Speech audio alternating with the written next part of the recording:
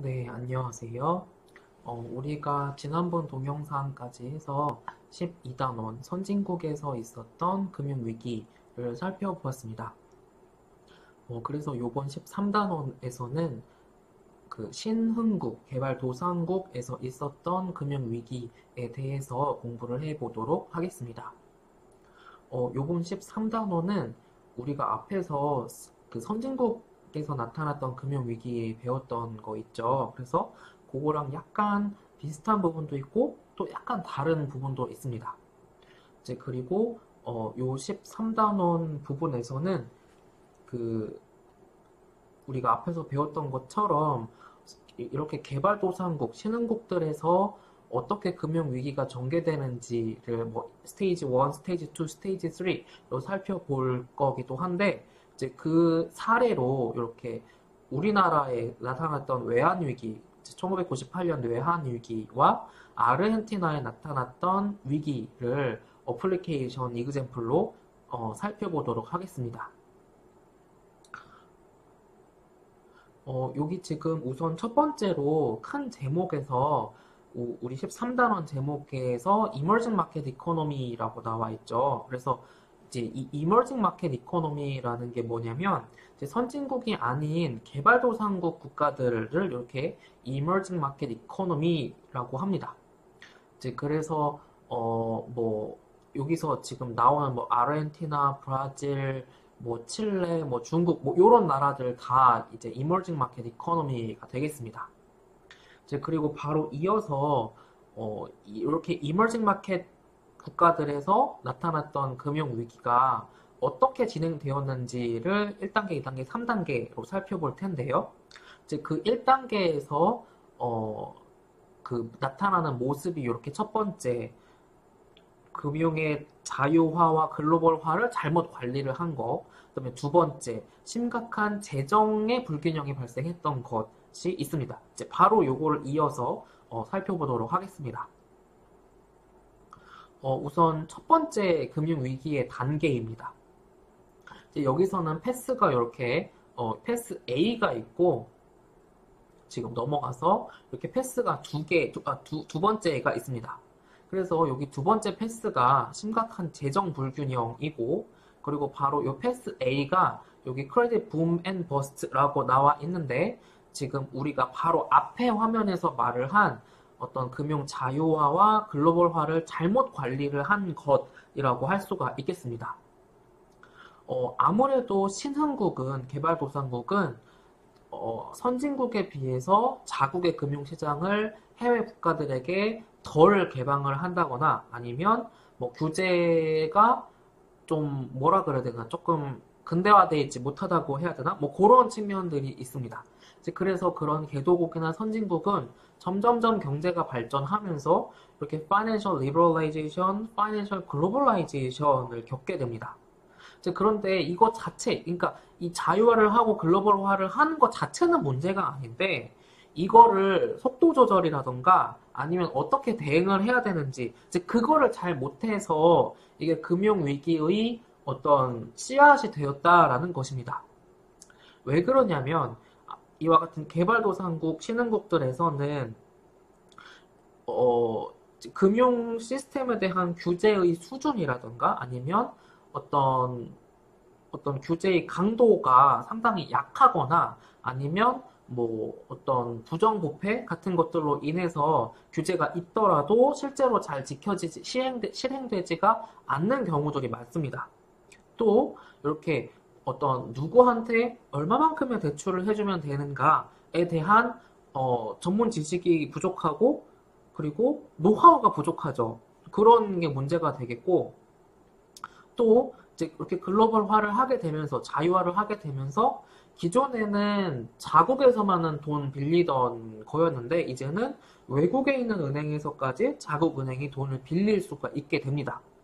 이제 그리고 이제 완전히 그 자국의 통화 가치랑 이제 다른 나라의 통화를 이제 그 완벽하게 그냥 아무 규제 없이 풀어놓으면 그거를 이제 그 너무 조금 위험할 수가 있죠. 그래서 이제 그 시작으로, 그러니까 첫 번째 단계로 이렇게 어디서부터 어디까지 매일매일 아니면 어떤 주어진 기간 동안 어디서부터 어디까지만 환율을 변화시키도록 한다라고 이렇게 이제 고정을 시켜 놓는 것입니다. 즉 이렇게 하면 외국에서 투자자들이 저 나라가 급격하게 통화 가치가 하락해가지고 어떤 금융 시스템에 문제가 생길 일은 없겠구나라고 안심을 하게 되면서 더 그 나라의 투자를 이제 뭐 더 많이 하게 되는 면이 있습니다.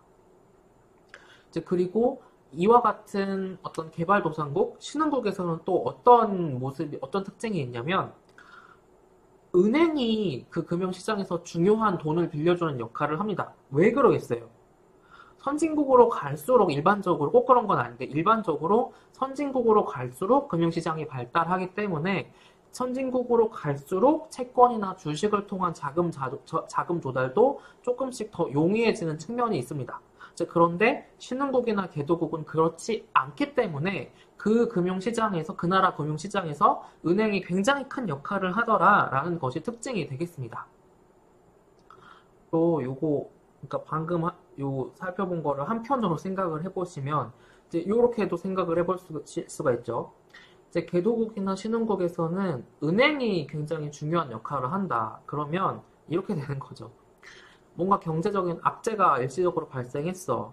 그러면 은행이 뱅크런이나 뭐 은행에 문제가 생긴다. 그러면 선진국이라면 은행이 뭔가 잘못되더라도 뭐 주식이나 채권이나 아니면 다른 방법을 통해서 자금을 조달을 할 수도 있는 다른 대안들이 있는 건데 신흥국이라고 하면 은행이 무너지면 이제 어떻게 돈을 조달할 다른 대안이 없는 거죠. 그래서 그렇게 자꾸 신용 아니면 대출 같은 게 은행을 통해서 자꾸 증가를 하는 크레딧 붐이 발생을 하게 되고 마지막에 어떤 경제적인 악재가 발생해서 뭔가 누군가가 돈을 못 갚기 시작을 하고 그러면 금융기관이 어떤 돈을 떼이게 되고 하면 밸런스 쉿에서 토탈 에셋에서 손실이 발생하게 되고 하면서 이렇게 거품이 꺼지는 버스트가 진행이 되게 됩니다. 그래서 말씀드렸던 것처럼 요 리버럴라이제이션이나 글로벌라이제이션 자체가 나쁜 거가 아닙니다. 이제 요거를 어떤 좀 자국의 상황에 맞게 조절을 잘 하고 또 자유화가 되고 글로벌화가 되면서 규제 체계를 계속 업그레이드를 시켜 나가야 되는데 이제 그러지가 못하면 어떤 어드버스 셀렉션이나 뭐 리버스 셀렉션 같은 문제가 발생하게 되면서 결국은 금융 위기가 발생하게 되는 것입니다. 그리고 이렇게 개발도상국, 신흥국일수록 좀 부족한 부분들이 있는 거죠. 그래서 뭔가 너무 돈을 벌려고 하는 그 어떤 욕망 같은 것들 때문에 금융기관들이 자꾸 위험한 곳에 돈을 빌려주게 되고 위험한 사람들이 자꾸 돈을 빌려가게 되고 그런 문제가 발생을 하게 됩니다. 그러면 결국은 만약에 그 금융기관이 망하게 되었다 치자. 그러면 결국 그 금융기관 우리가 앞에서 선진국의 경우에도 봤지만 결국은 정부가 구제금융 해주는 수밖에 없잖아요. 그러면 결국은 그 국민의 세금으로 돈 나가는 거예요. 그러니까 주인은 국민이에요. 근데 손실을 아니면 규제 체계를 잘 정비를 해놨어야 되는 정치인들이나 그 금융을 감독하는 사람들은 그냥 책임을 진다고 해도 그냥 잘린다거나 아니면 그 정도에서 끝나는 거죠. 근데 국민들이 보는 손해는 훨씬 더 큰 거죠. 그러니까 이렇게 어떤 규제 체계가 정비가 덜 되어 있기 때문에 이렇게 프린시펄 에이전트 프로블럼도 발생을 하는 것이 되겠습니다.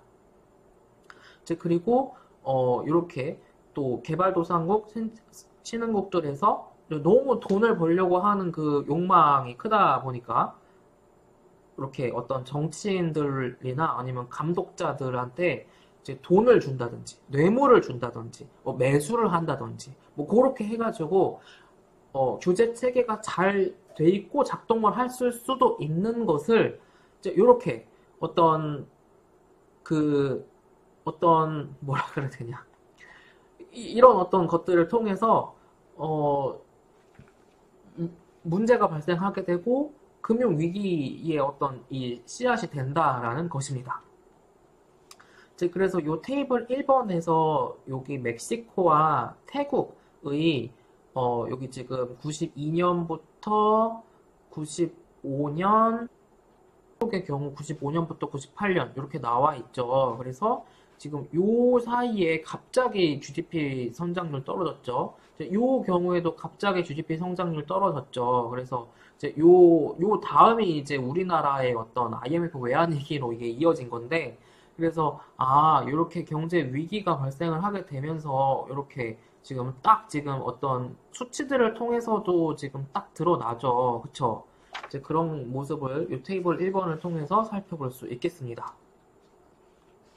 그리고 이 궤도국에서 나타나는 이 두 번째 패스가 뭐냐면 요 재정 불균형입니다.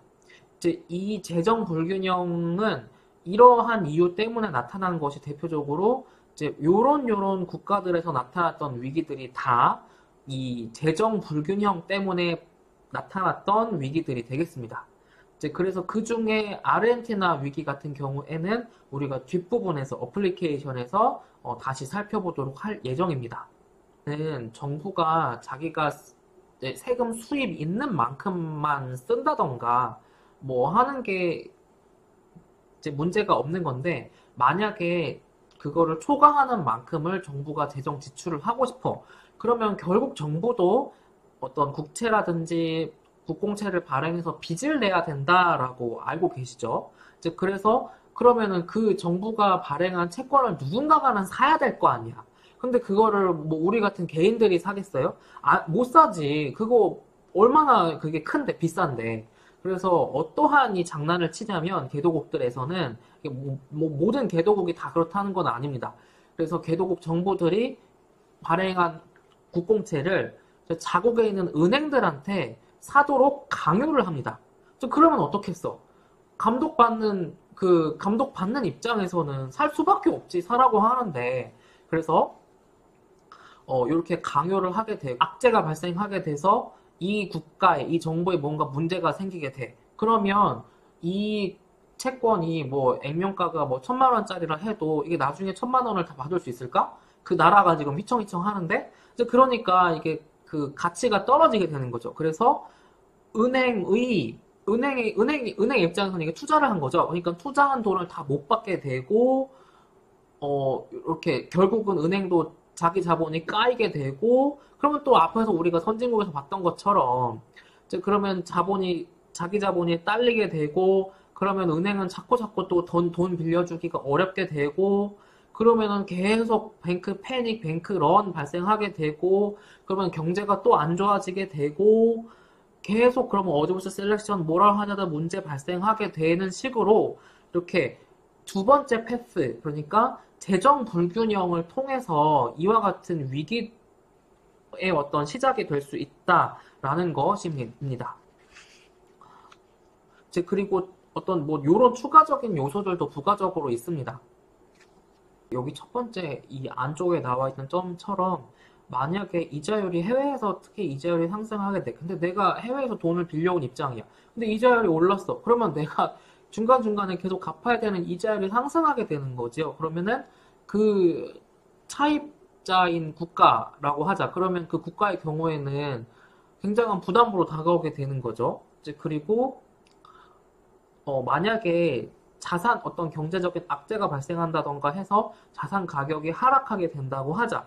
그러면 이 자산, 뭐 주식이 됐든 부동산에 됐든 뭐 그런 거에 투자한 금융기관들, 은행들이 손해를 입게 되고, 그러면서 자기 자본이 까이게 되고, 역선택이 발생하게 되고, 이런 문제들이 발생하게 됩니다.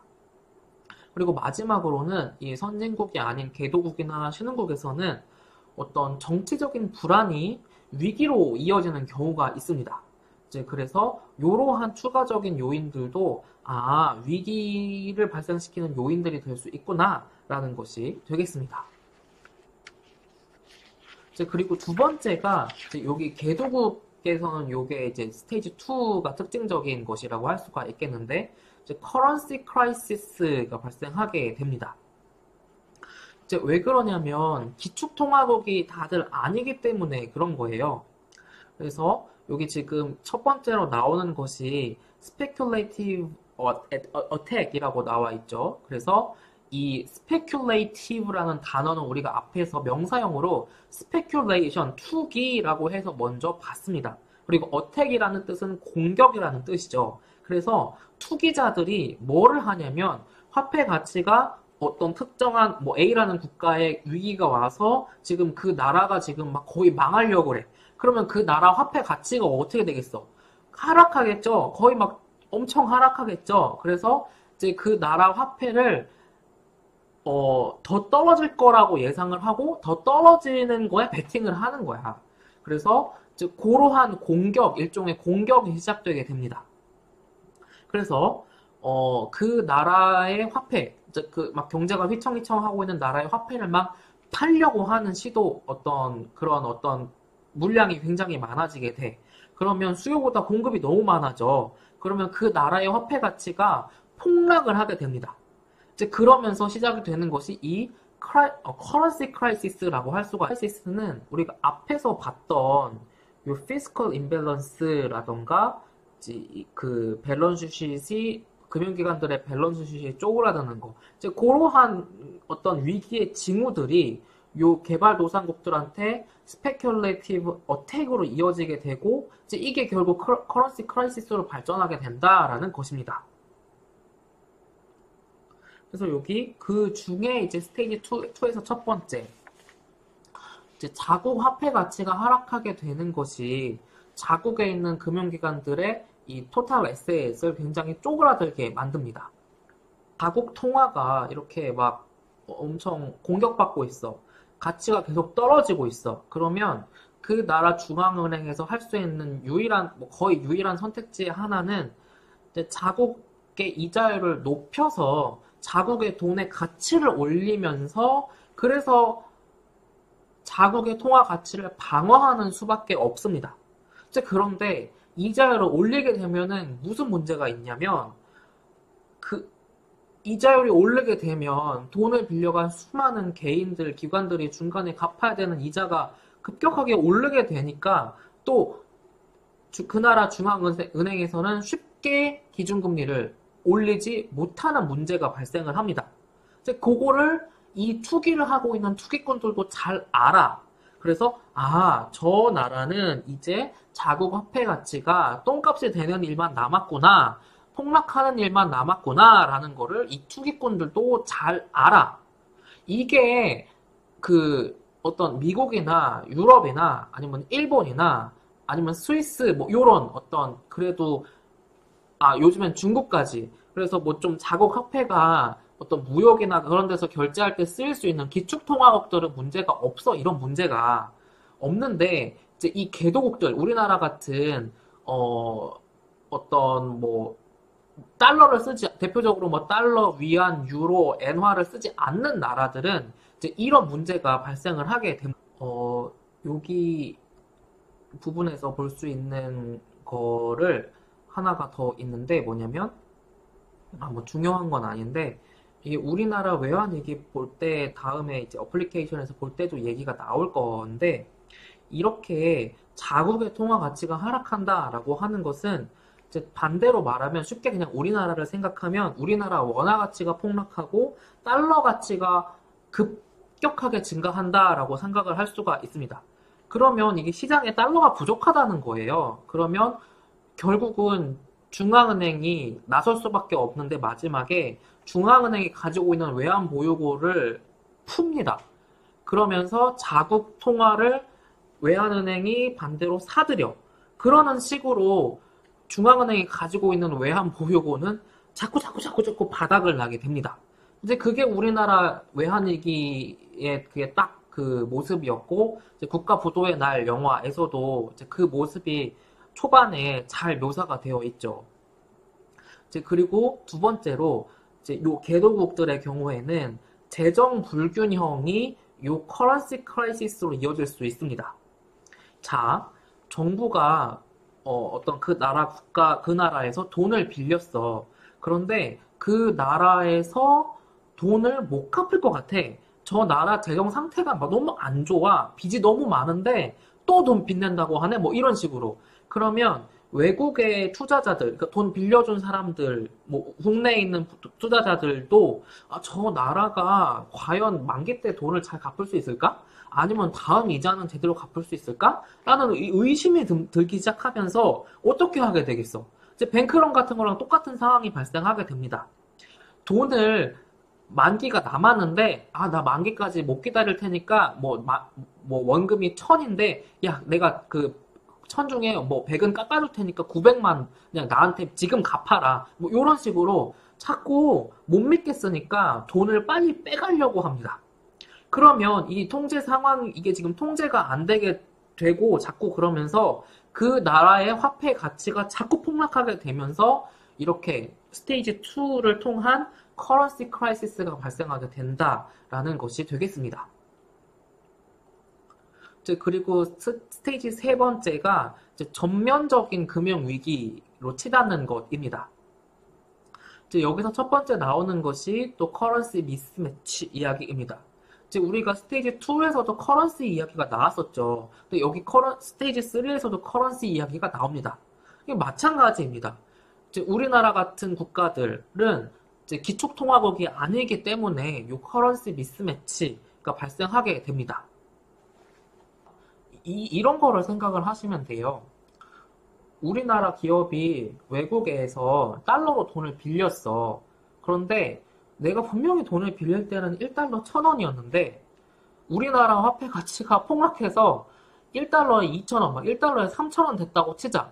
그러면 내가 갚아야 될 돈이 2배, 3배로 늘어나는 거예요. 그런 거를 커런시 미스매치라고 생각을 하시면 되겠습니다.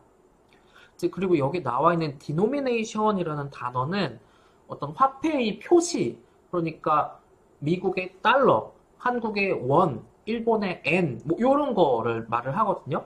그래서 이렇게 자국의 화폐 가치가 떨어지면서 자국 화폐로 생각했을 때 갚아야 되는 돈이 채무가 확 늘어나는 거, 이런 게 커런시 미스매치가 되겠습니다. 그러면 자국에 있는 기업들이 막 부채에 허덕거리게 됩니다.